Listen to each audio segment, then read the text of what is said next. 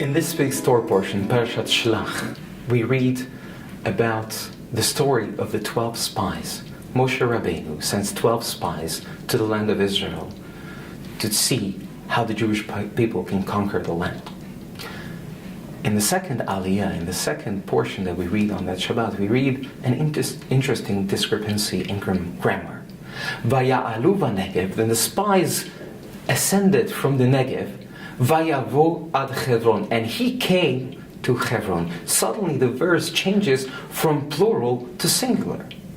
What is going on here? Our sages explain that only one out of the 12, only Kalev ben Yefuneh, from the tribe of Judah, came to Hebron. What do we find in Hebron? The Keder Avot, the grave of our forefathers, Abraham, Yitzchak, and Yaakov, and their spouses. He came to that place. What was his goal there? Our sages explain.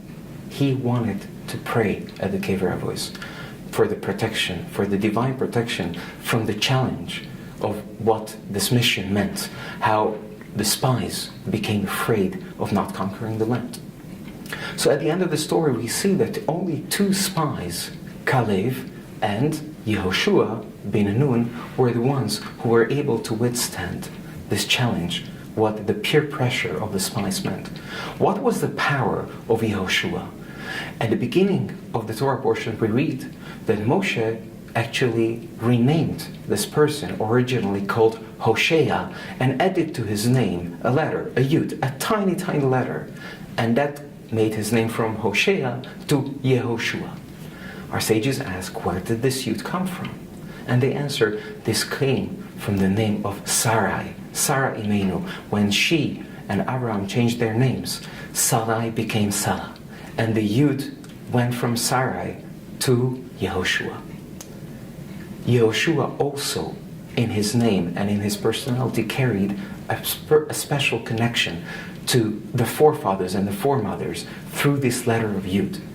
So we see that the 2 spies who were able to withstand the challenge, Yehoshua and Kalev, they both created a connection to the previous generations, to the forefathers. And this was probably the key why they were able to withstand this incredible peer pressure and the challenge that the mission meant for them.